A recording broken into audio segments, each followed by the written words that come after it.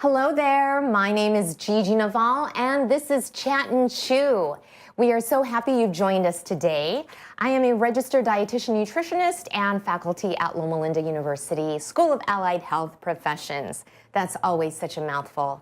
I am so excited to have three, I'm so used to saying four, but three of our wonderful graduate students, and I would love for you to get to know them before we begin. To my farthest right is Miss Victoria. How are you, Victoria? I'm good. How are you? I'm doing great. And Victoria Hobson, I need to make that complete. And you recently have become a registered dietitian. Yes, officially. We are so excited for you. Congratulations. Thank you. And where do you come from? I grew up in Orange County. In Orange County, okay. Now, do you live there now, or where's your commute? Where does it hail from? I'm kind of in a transition state right now. Okay. I'm moving in a couple weeks back to Orange County, so I've been in the IE Ah. for a few years, but going back to Orange County. Okay, So. Going back. All right. So, Victoria, now that you're a registered dietitian, what have you been doing? What has changed for you? I have a job now. So There you go. I work at a SNF in Yucaipa and then another SNF in Redlands. So I work at two facilities, and a SNF is a skilled nursing facility, for those of you that don't know. Yes, okay. So that's a good first job. Yeah, it's great. It's great. It works with my school schedule, and I'm able to really learn a lot there. You know, see lots of different things. Right. So, yeah. It's a great foundation, great base, and dietitians are needed there too. So Yes. it's a blessing that you're there. Yes, and I'm very lucky to have gotten that job. So. Wow, awesome. Okay, thank you. Next we have Ian. Hello. Ian Karundeng. Hello there. Where do you come from, Ian? I also grew up in Orange County, but now I'm living in Colton. In Colton. Yes. All right.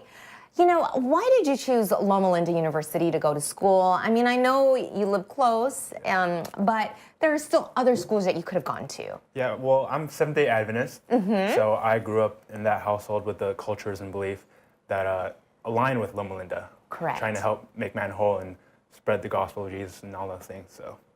Excellent. Thank you, Ian. All right, and last but not least, we have Miss Camila Caffey. Okay, wonderful. Where do you come from? I am from El Salvador, and I moved here 6 years ago. I'm currently living in Moreno Valley. In Moreno Valley, Yeah. great. So once June comes around and you take that RD exam, and where do you want to end up? Or let's say, what is your long-term goal? I would really like to work in a school district in food service facility. Maybe Nice. someday become a director for a school Right. district nutrition services. That's my long-term goal. Just Awesome. feed those kids. Yeah, those kids are so precious to us because they are our leaders of tomorrow. And they need to be fed well, trained well. And you know what's so neat with your cohort is that we're hearing more students say that they want to be involved with a unified school district. Yes. We haven't heard it that much in the past, so this is so exciting. Excellent. All right, so today the episode is about sugar buzz. Ooh, that's a really good topic. So my first question is to all of you. What is it? What is my question? Why should the average person watch their sugar intake? Should they care? Why? Well, Yes. Forbes recently published an article, and it showed that 39.6% of adults are either overweight or obese.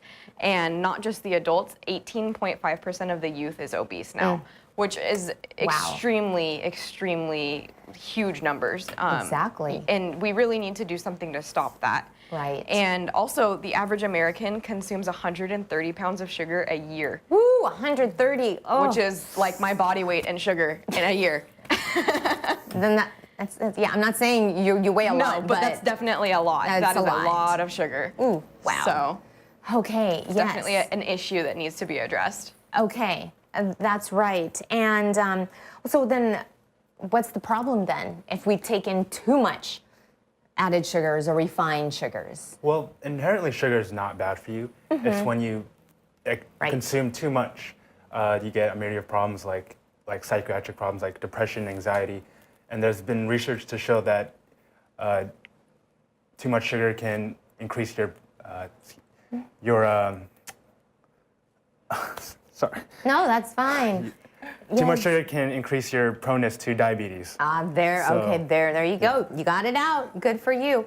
So true. And I'm glad that you started off saying that inherently, really, in and of itself, it's not a bad thing, even added sugars just a little bit. And I think that a lot of these food documentaries just stretch the truth. I know they have good intentions, but they make it seem like, oh, we're going to scare you that sugar is actually really bad. It is in excess, so I'm glad you pointed that out. When a little bit is fine. Well, all foods fit, right? That's right. All foods Excellent fit. point. There's no such thing as bad foods, only bad Yes. whole diets. Yes, absolutely. So then why do we want to have healthier desserts? Healthier desserts. Yes. Why? So they can actually help to reduce the amount of excess sugar in the body, and the amount of excess sugar in the diet, rather, not the body. True. So the major sources of sugar in the diet are beverages and desserts, and so desserts, when you help to cut out or reduce the amount of added sugar, it's a great way to also reduce the amount of added sugar overall in the diet. That's perfect. Excellent. Good. Also, you just sometimes have the sweet cravings, so you want to satisfy those cravings. Yeah. Yeah. Absolutely. Okay, so who should be watching their dietary sugar intake? Is there a certain group of people? Is it just certain ones or everybody?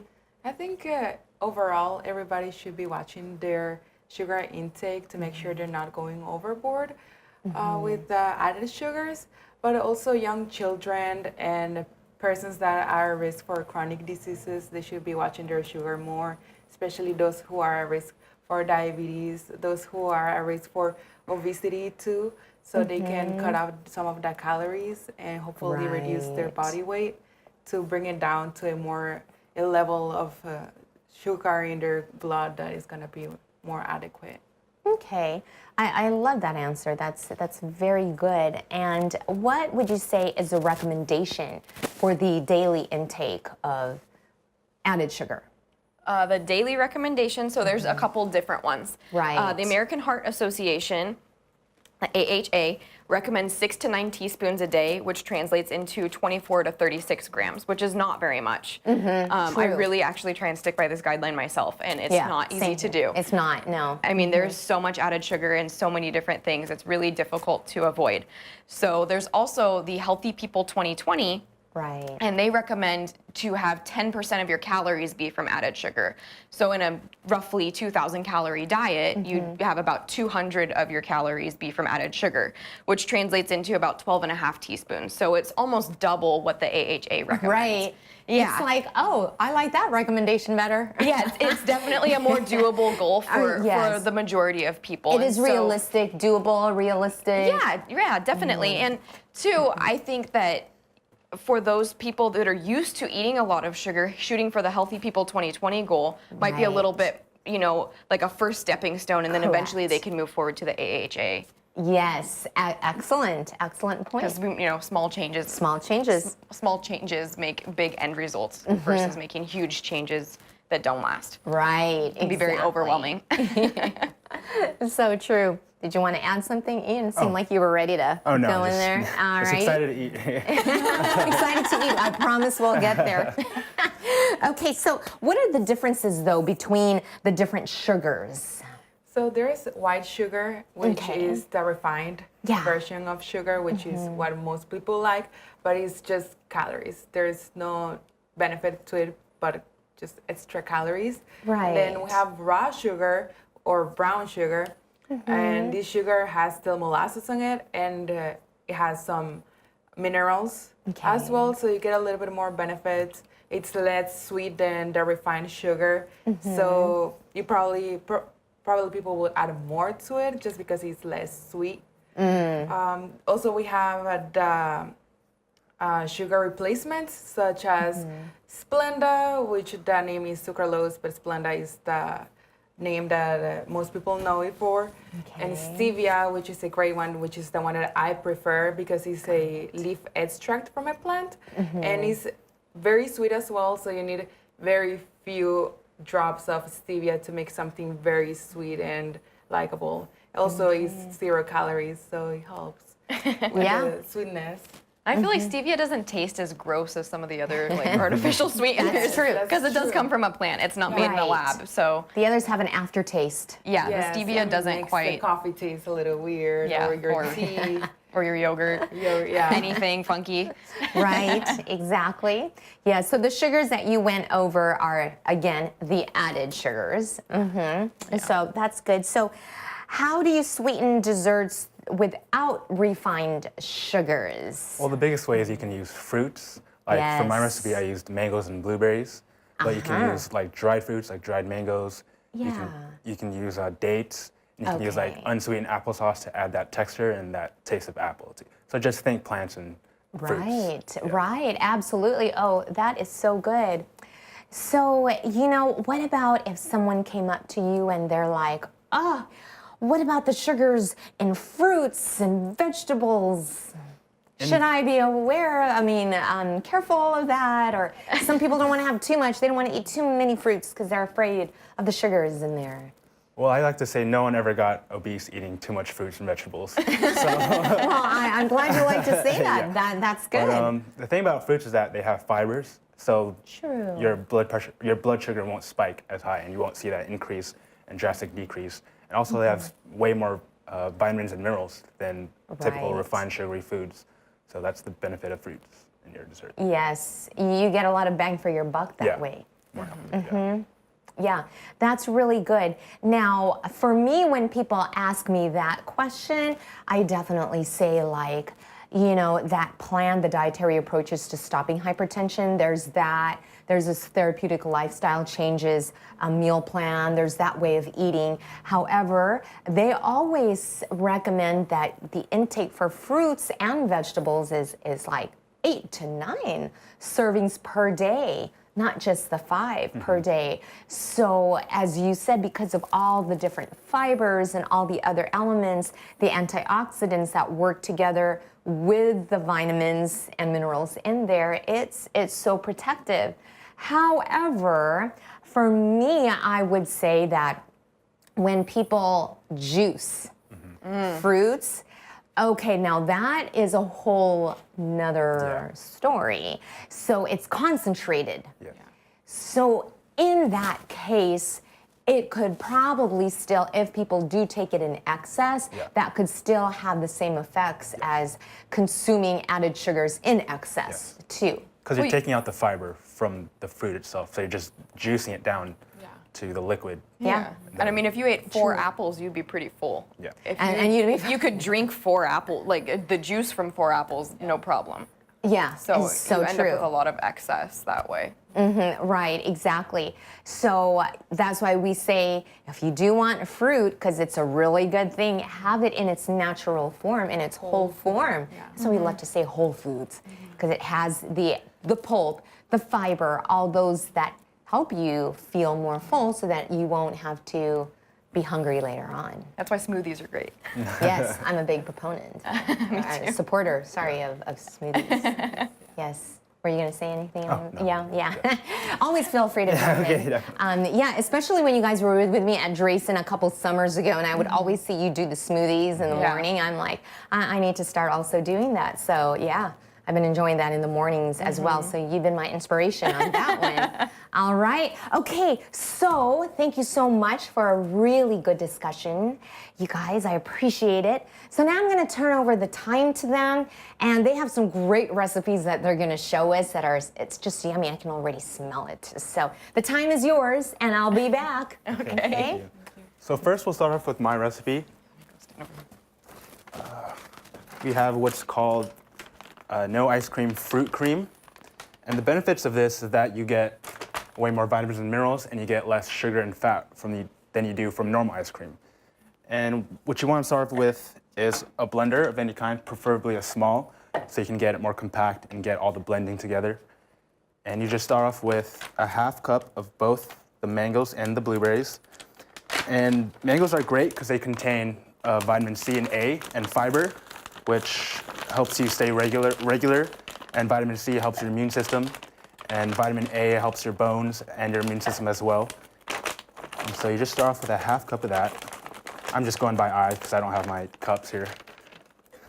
Same thing with the blueberries. Blueberries are also great in vitamin C, and they contain antioxidants, which, long story short, they help prevent things like cancer and chronic diseases. And first, you want to just pulse the fruit.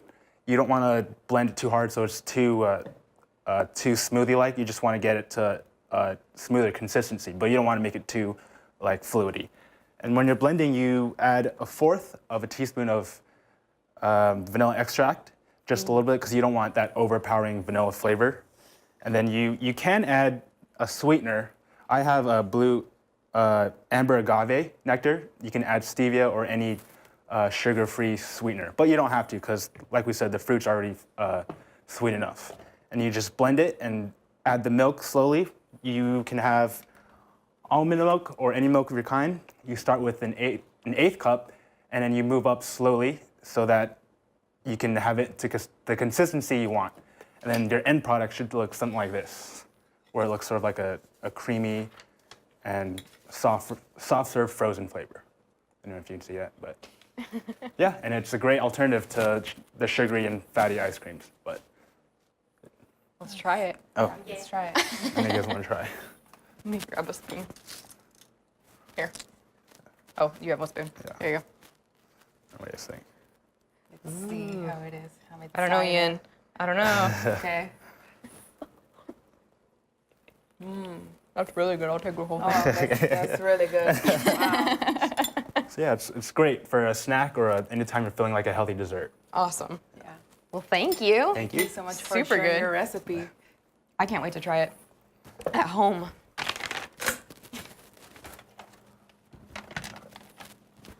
Okay, so I have prepared baked apples, and it's the most simple thing ever. I actually did it this morning because I wanted everything to be fresh.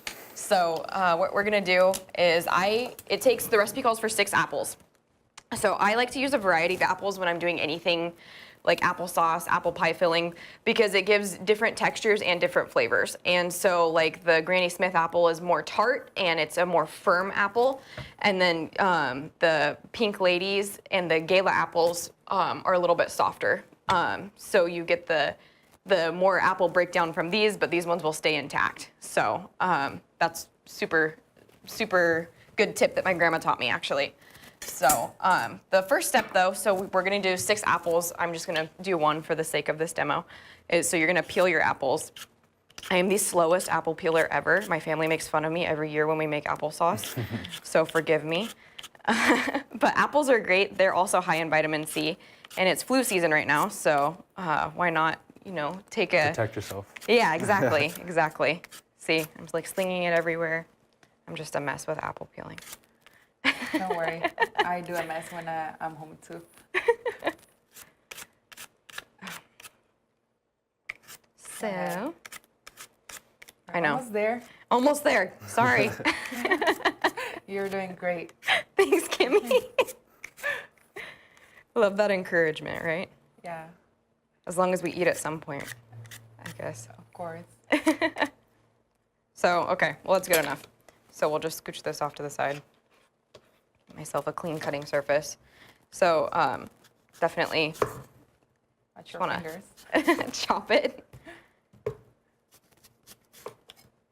Make sure you have a sharp knife when you're cutting apples too, because then it's not gonna roll off the top of the apple.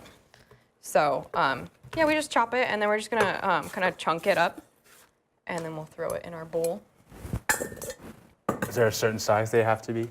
Whatever you want. Whatever you want. Because like I said, the cool thing about this is when you use the different textures of apples, typically when you have different sized, when you cut up things in different sizes, it matters because you don't want like one mushy thing or one not mushy, but using the different textures of apples, it really doesn't matter if you know, a small piece cooks longer than another piece because you won't notice it. So you can just, you know, kind of quickly work your way through. So I don't know, do like an inch Bite chunks size. or whatever. Yeah, bite size. Bite size is a good reference. Yeah. Whatever your heart desires, whatever you feel like that day. But you definitely don't want like all of your pieces to be small because when it bakes, then it'll kind of turn to mush. So that's an issue. So yeah, so you'll cut up all 6 of your apples, put it in your bowl, and then you're gonna take like a smaller bowl and a couple tablespoons of coconut oil, which has a high smoke point, so it's good to cook with. It's still a saturated fat like butter, so you know you don't want to go overboard with it, but it's okay. You know, all things in moderation, all foods fit.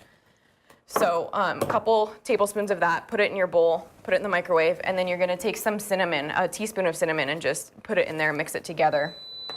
And then you can drizzle it in here. You'll take and mix it up with your spoon, and then you're gonna dump it into a dish such as this one. And you're gonna bake it at 350 for 20 to 30 minutes. Once some of the apples start getting soft is when you wanna take it out. And again, it's more towards like your preference. If you want softer or firmer, just whatever you wanna do. You could also add some allspice and nutmeg too. That would be really good, more like apple pie for that fall. Yeah, so. Season. Yeah, exactly. So you guys wanna try it? Yes, definitely. I'm excited. It looks so good. Thank you. So this is what it will look like when it's done baking. Oh, I bumped this. Sorry, that's the beeping. I bumped the. So that's what it will look like. Oh wow! Wow, Victoria, you did a good job. Thank you.